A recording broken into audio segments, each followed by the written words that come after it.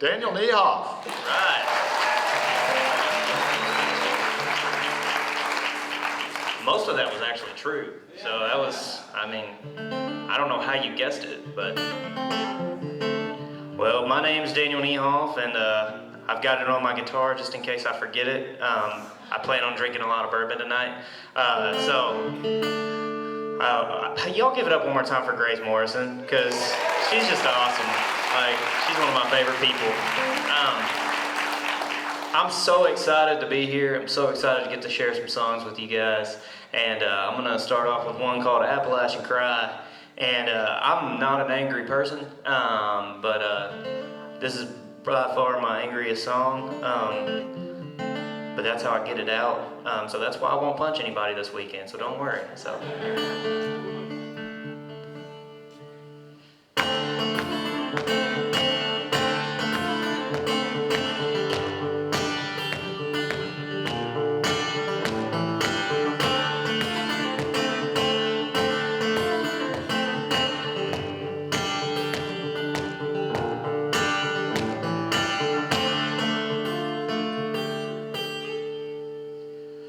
Sold my soul to the company store before I found out what I was working for.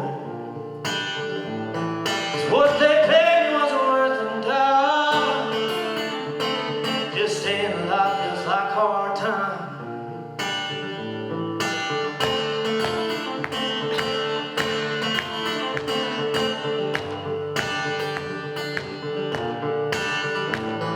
I guess they thought it wouldn't do much harm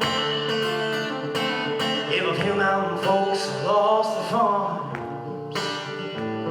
So they packed up and left us high and dry. Even the mountain had tears in its eyes. And that's how the Smoky Mountains got their name. Hey, it's been hanging around here for an age. So when you see that misty top, you'll know why. 'Cause what you'll see is the Appalachians cry.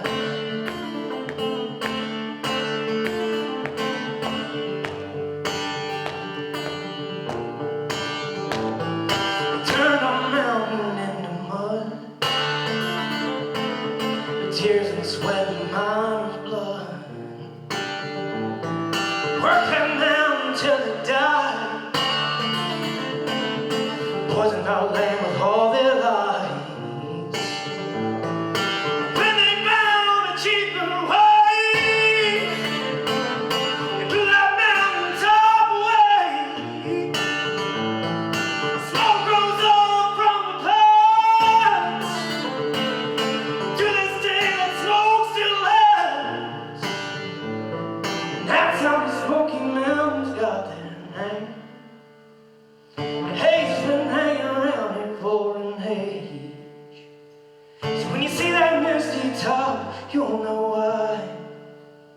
'Cause what you'll see is the Appalachians cry.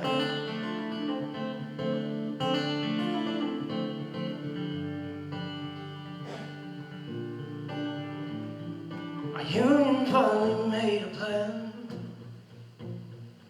to meet that company gun in hand. Make those bastards understand. Smoke from that day stained our land. That's how the Smoky Mountains got the name. Hey, it's been hanging around here for an age. So when you see that misty top, you'll know why. 'Cause what you're seeing is the Appalachians cry.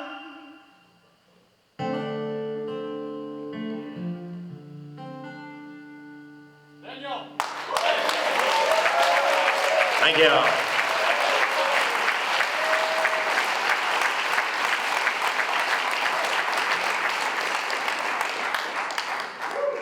One of my favorite things to write about is stuff I've never experienced. So that was about working in the coal mines, which I've never done.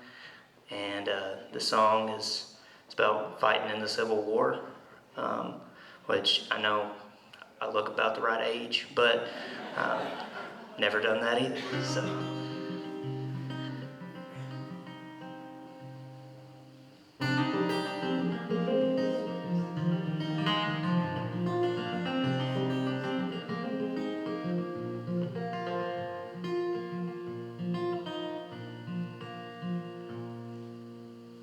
Well, he penned a letter back in 1862 when battle lines cut through the north and south.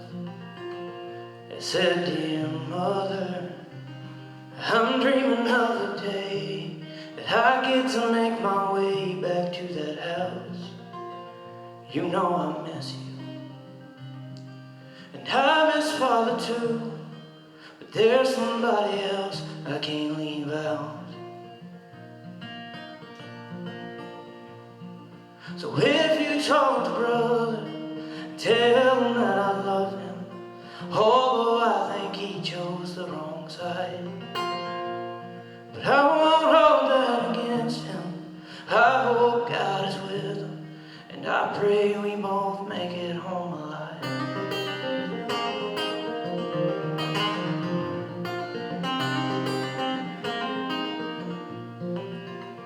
And miles away,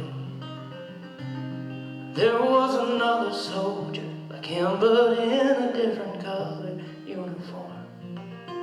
By lantern light, he wrote his own letter on a tiny piece of paper, slightly torn. It said, "Dear Father, do you recall the time that I didn't have to fight in this damned war? And if you talk to brother, tell him that I love him, although I think he chose the wrong side. But I won't hold that against him. I hope God is with him, and I pray we both make it home alive."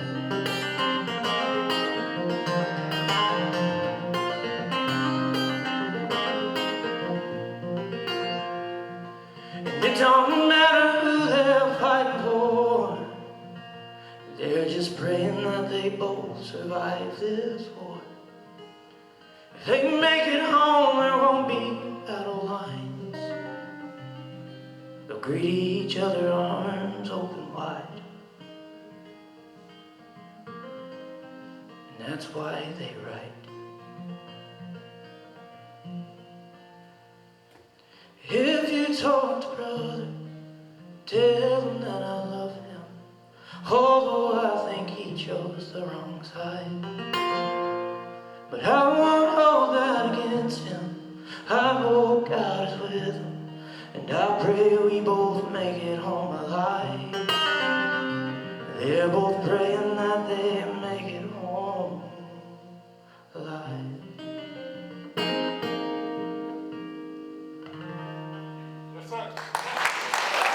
Thank you all. Thank you.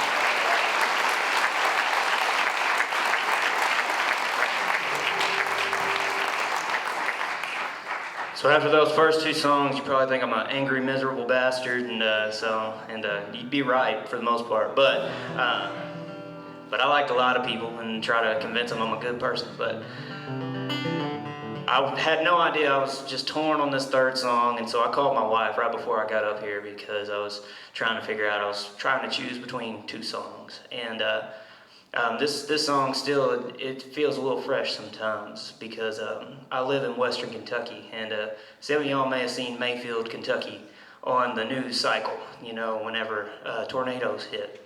And I was about 20 minutes from where we live, and it took out basically this entire town. We went and were going through a lot of the rubbish to be able to salvage what we could for my aunt. Her apartment building was destroyed, and all of her stuff was, lost. One of my aunts completely lost everything, and another one of my aunts, all of her stuff was flooded because they finally got the water back on, and the sprinklers went off, and everything was just madness. But I know the low-hanging fruit for songwriters is write the saddest shit you possibly can. I don't know if I'm allowed to say that, but I guess it's too late now. But you know, that's the low-hanging fruit most of the time. You go for you see the despair and you just write the despair. And there's nothing wrong with that, but my dad did tell me whenever I was growing up, I went through those angsty teenage years, you know, writing in the corner in the dark with the hair over one eye, just like, I hate everything. I hate everything. And that was it, you know. That was my songs. But hopefully I've gotten a little better since then. But, you know, like, I wrote this song and I showed it to my dad, and he said, Daniel, that's really good, but where's the hope? Because if you connect with somebody in their despair and you leave them there, what have you really done for them? And that really has stuck with me ever since then, and I really try to find that thread of hope. And so as all of this was going on, I'm watching the news, and one of the people talking about this tornado comes on, and they say they wouldn't know how many homes were lost until they could count the foundations that were left behind. And that was a really heavy statement, but man, I saw some hope because that storm couldn't take everything. There was those things rooted in the ground that it just couldn't pull up. So this is Foundations.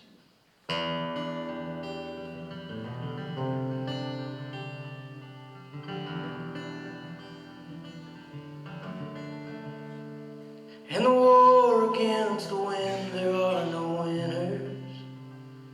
Only some will have more luck than the rest. But when the storm rips through the city, it's easy to believe there's nothing left. But underneath all the wreckage, there's hope there to be found. 'Cause after all the dust clears, you'll find a strength that even nature can't tear down. Yeah, those foundations left behind give us hope of what's to come. 'Cause even though the loss is great, there's something to build on. No, we ain't starting back at zero. If we keep digging, then we'll find those foundations left behind. And although times get tough and I get weary, I may lose track of where I've been. I hear my grandma in my memory. She reminds me who I am. And those foundations left behind give us hope of what's to come. 'Cause even though the loss is great, there's something to build on. No, we ain't starting back at zero. If we keep digging, then we'll find those foundations left behind.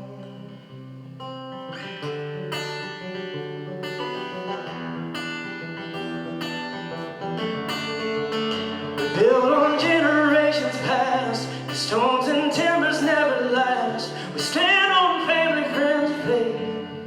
Love can't blow away. And those foundations left behind give us hope of what's to come. 'Cause even though the loss is great, there's something to build on. And we ain't starting back at zero. If we keep digging, then we'll find those foundations left behind. Those foundations left behind.